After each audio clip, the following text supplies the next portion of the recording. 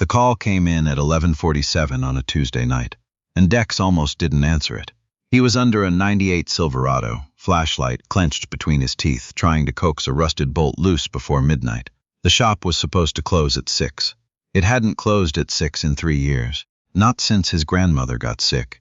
Not since the hospice bills started stacking up on the kitchen table like a second mortgage. Not since he'd borrowed against the building to keep both her and the business alive at the same time. The phone buzzed against the concrete floor. Unknown number. He let it go to voicemail. It buzzed again. He pulled himself out from under the truck, wiped his hands on a rag that wasn't much cleaner than his hands, and answered. "This Dexter Pruitt's shop?" The voice was a woman's, tight with something that wasn't quite panic but was getting there. "It's closed," he said. "I know it's closed. Your sign says closed. But your lights are on and your truck's in the lot, and I got a man out here who can't walk, and it's 38 degrees. Dex looked out through the smudged glass of the front window. The parking lot was dark except for the orange sodium glow of the highway lamp. He could just make out a vehicle, a van, old, sitting at a slight angle that told him right away it had a flat. Beside it, 3 figures. One of them was propped against the hood like a scarecrow that had given up on standing. He hung up the phone, unlocked the front door, and walked out into the cold. The man's name was Augusto. He was 53 years old, had a leg in a brace from a surgery that hadn't quite taken, and he'd been riding in the back of that van for 11 hours because there was a funeral in Memphis he could not miss. His younger brother, 51 years old, heart attack, no warning. The woman who'd called, Celine, she said, no last name offered, was Augusto's niece. She'd been driving since Shreveport. The third person was a teenager, Augusto's granddaughter, maybe 15, wrapped in a hoodie 3 sizes too big, not saying anything, just watching Dex with eyes that had learned to evaluate strangers quickly. "I can change the flat," Dex said. "Give me 10 minutes. "We don't have a spare," Celine said. He looked at her. She looked back at him. "Okay," he said. "Come inside." He had a tire in the back that was close enough. Not a perfect match, but it would get them to Memphis. While he mounted it, Celine made coffee on the little 2-burner hot plate Dex kept near the parched shelves. She'd found it without asking. Moved around the shop like a woman who'd spent her life figuring out other people's spaces fast. Augusto sat in the waiting area, the one chair with arms, his bad leg stretched out in front of him. He didn't complain. He didn't make conversation either. He just sat there with his eyes somewhere past the wall, somewhere in Memphis probably. In a church he hadn't been inside in maybe 20 years. The girl, her name was eventually extracted as Imani, had found a stack of car magazines from 2019 and was reading one with the focused attention of someone who wasn't actually reading it at all. Dex worked. Around 12:30, Augusto said, without looking at anything in particular. "You always open this late?" "No," Dex said, "but you came out anyway." Dex didn't answer that. He tightened the last lug nut and stood up, pressing his fists into the small of his back. "Tires on," he said. "You should get maybe 200 miles out of it before you want to swap it for a proper match. Any tire shop in Memphis can do it in the morning." Celine came out with 2 cups of coffee. She handed one to Dex. He almost said he didn't need it and then didn't say that. "How much do we owe you?" she asked. He looked at Augusto in the chair, at the leg brace, at the overnight bag by the door, although with a dark suit folded over the top of it. "Nothing," he said. Celine opened her mouth. "Nothing," he said. Yeah. She closed it. She looked at him for a moment with an expression he couldn't quite name. Not quite gratitude, something older than that, something that recognized a thing when it saw it. They left at 12:55. Imani, on her way out the door, stopped and turned around. She looked at Dex for a moment. "Thank you," she said. Just that. But the way she said it was the way a 15-year-old says something when they really mean it, when it hasn't yet been worn smooth by politeness. "Drive safe," Dex said. He went back under the Silverado. He didn't finish until 2:15. He drove home in the dark, ate a bowl of cereal standing over the sink, and was asleep by 3. He did not think about it again. That was October. By February, Dex had a different kind of problem. The building that housed Pruitt's auto, the one his grandfather had bought in 1971, the one his father had worked in, the one Dex had grown up in on weekends, handing tools to older men who smelled like motor oil and Winston cigarettes. That building now had a lien on it. The hospice care for his grandmother, Vera, had run 18 months. She had died in the middle of August, peacefully. with the window open and a fan going, which was how she'd always slept. Dex had been there. He'd held her hand. He'd gone back to work the next morning because there was a car that needed to be ready by noon, and there was no one else. The bills that came after her death were the kind that make you sit down at a kitchen table and just breathe for a while. He had a meeting with the bank on the 15th of March. They had been patient. The loan officer had told him over the phone, in the way that people say patient, when they mean the patience has an expiration date. Dex was 31 years old. He had been running the shop since he was 26, when his father's back gave out and didn't give back. He had never missed a payment until the hospice bills started. He had 4 employees, all of whom had families, all of whom had been with Pruitt's longer than Dex had been in charge. He did not tell them about the meeting on the 15th. He did not tell anyone, actually. He went to work at 7, left at 8 or 9, or whenever the last car was done, ate whatever was in the refrigerator, and lay in the dark doing the math that never came out differently. No matter how many times he thought about his grandmother, about the way she used to sit in the waiting area on Saturday mornings when he was a kid, reading the paper, drinking coffee, sometimes chatting with customers, sometimes just sitting there like she was holding the place together by being in it. He thought about how she'd told him, more than once, "This shop is not about the cars, baby." Never was. He hadn't quite known what she meant. He thought he was starting to. The first week of March, a car came in that he couldn't figure out. That sounds like a small thing. It wasn't. Dex could figure out almost any car. He'd been doing this since he was 8 years old, and the figuring out had become, over the years, almost a physical sense. Something in his hands, in his ears, the way a doctor develops a feel for a body that no textbook quite describes. This was a 2009 Audi A6, and it was lying to him. The owner was a man named Forsyth. It was actually on the list Dex wasn't supposed to use, but Dex didn't know that, and besides, this Forsyth was a real person, a retired accountant from Biloxi, with thick glasses and very clean shoes who'd driven 4 hours, because someone in his Sunday school class had mentioned Pruitt's. The car had a misfire that moved. Every time Dex thought he had it, it was somewhere else. He'd replaced 2 coils and a set of plugs, and the thing still had a ghost in it. It was the 3rd day he was working on it, a Wednesday, when a woman came in who wasn't a customer. She was maybe 35. Work clothes, not office work, actual work, the kind where you come home with your hands telling the story. She had a clipboard. She came in, looked around the shop with the practiced look of someone assessing a space, then found Dex under the Audi and said, "Mr. Pruitt?" "Yeah, my name is Naya Collier. I'm a field coordinator with the Veterans Trades Initiative. Do you have 5 minutes?" He did not have 5 minutes. He gave her 7. She sat in the waiting area and explained, in the efficient way of someone who explained things often, that the VTI was a non-profit that placed veterans in skilled trade apprenticeships. They'd been working with auto shops across the region. They were looking for a shop willing to take 2 apprentices starting in April.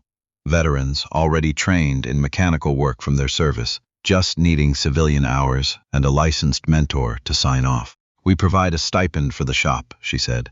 "Offset for training hours. It's not large, but it's consistent." Dex listened. "Why us?" he asked. She looked at him. "Augusto Pereira," she said. He didn't say anything. "His granddaughter goes to school with the daughter of one of our board members. Imani told her about a shop in Carlisle that helped her family get to a funeral in the middle of the night and didn't charge them anything." She paused. "It took us a couple months to track down which shop." Dex looked at the floor. "I just changed a tire," he said. "You changed a tire at midnight in February, October. For a man with a bad leg who was trying to get to his brother's funeral. And you didn't charge him. The tire wasn't worth charging for. Mr. Pruitt." She said it the way people say a name when they want you to stop minimizing. "We want to place our apprentices somewhere that treats people right. We've been looking for the right shop for 8 months." She clicked her pen. "Can I show you the program details?" He told her yes. He did not make a decision that day. He was not a man who made decisions fast, which his father had always said was either his greatest strength or his greatest flaw, depending on the circumstance. He thought about it for 3 days. He looked at the numbers Naya Collier had left with him. The stipend wasn't nothing. It wasn't enough to solve the problem with the bank, but it was enough to reframe it, to show, in the meeting, on the 15th, that Pruitt's had a new revenue line, a community partnership, a reason to believe that the next 18 months would look different from the last 18. He also thought about the 2 veterans who'd be coming in. He thought about what it felt like to have a skill that nobody gave you credit for. He knew something about that. He'd been told, twice in his 20s, by men who didn't know him, that he probably couldn't handle the diagnostic software on modern vehicles. Both times he'd walked away and gone back to work and done the job in front of him. He hadn't stopped thinking about those conversations. He'd just put them somewhere and kept going. He called Naya Collier on Saturday morning. "I'm in," he said, "but I want to meet them first, before anything's official." "That's exactly how we do it," she said. He met them on a Thursday afternoon in the second week of March, 3 days before his bank meeting. Their names were Otis Breland and Cassidy Farr. Otis was 28, from outside Jackson, Mississippi. He'd done 6 years as a motor transport operator in the Army, which meant he'd kept vehicles running in conditions that would have made most mechanics quit in a week. He was quiet, precise in the way he talked, and when Dex showed him the Audi that was still misbehaving, Otis crouched down beside it and didn't say anything for almost a minute. Then he said, "Cam sensor?" Dex had already checked the cam sensor. "Secondary circuit," Otis said. "The reading's fine, but I'd check the wiring harness near the firewall. Sometimes the resistance reads clean until the engine gets to temperature." Dex looked at him. Otis shrugged. "We had a similar ghost on a transport truck in Kandahar. Took us 4 days. Dex checked the wiring harness. The insulation had worn through in one spot, barely a centimeter, just enough to create an intermittent fault that disappeared every time the engine cooled. He'd have found it eventually. Maybe another day, maybe 2. Cassidy Farr was 26, from Northern California, small and precise in her movements, with the kind of focus that doesn't announce itself. She'd been a Navy hull technician, which meant she'd done welding and metal fabrication on ships, and she'd gotten into engines on the side. She could TIG weld in a space that most people couldn't fit their hands into. Dex shook both their hands. "Monday the 17th, he said. 7 a.m. Don't be late." "We won't," Cassidy said. The bank meeting was the 15th. He wore the same jacket he'd worn to his grandmother's funeral. It still fit. He sat across from a loan officer named Murchison, who had the patient, slightly sorrowful expression of a man who'd delivered bad news often enough that he'd made peace with it. Dex put Naya Collier's program documents on the table. He put his cash flow projections beside them. He'd done them himself twice, and had a woman from his church who did bookkeeping look them over and find 2 errors and fix them. He talked for 22 minutes. He talked about the VTI partnership, about the stipend, about the 2 additional service bays that would now be producing revenue by April. He talked about his track record, 5 years of on-time payments, a customer retention rate that Murchison could verify by calling the County Business Bureau, a shop that had been on the same block since 1971. He didn't talk about his grandmother. He didn't talk about the nights he'd worked past midnight to cover costs she would have been mortified to know about. He didn't talk about any of that because it wasn't the kind of thing that changed bank decisions, and he knew it, and he didn't want pity, and he'd never wanted pity. Murchison looked at the documents. He looked at them for a long time. 90 days, he said finally. "We'll extend for 90 days and reassess. The VTI income will need to be verifiable by May 1st. "It will be," Dex said. He drove back to the shop. He parked in the lot. He sat in the truck for a moment, hands on the steering wheel, and let out a breath that had probably been building since October. Then he went inside, because there was a car that needed to be ready by 4. Otis and Cassidy started on the 17th. The first week was an adjustment for everyone. Dex's other mechanics, Tremaine, who'd been there 11 years, and Jolene, who was the best alignment tech in the county and knew it, sized up the new people with the quiet caution of people who'd seen short-timers before. By Wednesday, Tremaine had lent Otis his personal socket set, which was the clearest possible signal. By Thursday, Jolene had shown Cassidy a trick with the alignment rack that wasn't in any manual, which was an even clearer signal. By the end of the first month, the shop was running better than it had in 2 years, not just because of the extra hands, because something had shifted. There was a feeling in the building, hard to name exactly, the way most real things are hard to name exactly, of a place that had been reminded of what it was for. Customers noticed. They always do, even when they can't say why. A shop that's struggling has a particular smell, a kind of tightness in the air, A shop that's found its footing again, smells like work and coffee and something close to purpose. Nia Collier stopped by in the second week of April to check on the placement. She walked through the bays, talked to Otis and Cassidy, talked to Tremaine and Jolene. She came back to Dex's office. A closet, really, with a desk in it, and sat down. She said. "Yeah," he said, "they are. How are you doing?" He thought about the question. Not in the way you think about a question when you're deciding what to say. In the way you think about it when you're actually trying to figure out the answer. "Better," he said. "I think I'm doing better." She nodded. "We have 2 more veterans in the next cohort," she said. "October placement. If you're interested, talk to me in September," he said. She smiled. "I will." In the middle of May, a van pulled into the lot. Old van, navy blue, familiar slight lean to it. Dex was outside when it pulled in. He was drinking coffee between jobs, standing in the sun because it was one of those spring mornings that remind you why you bother getting through winter. The van stopped. The door opened. Celine stepped out. She looked the same. Work clothes, no-nonsense posture, the kind of face that has looked at hard things and doesn't look away from them. "Thought we'd stop on the way back through," she said. Augusto got out next, slower, the leg brace still there, but moving better than October. He nodded at Dex like they were men who'd met before and understood each other. Imani got out last. She was taller than he remembered, or maybe he'd just been paying less attention in October. She had a sketchbook under her arm. She looked at the shop, at the sign, Pruitt's Auto, Est, 1971, and then at Dex.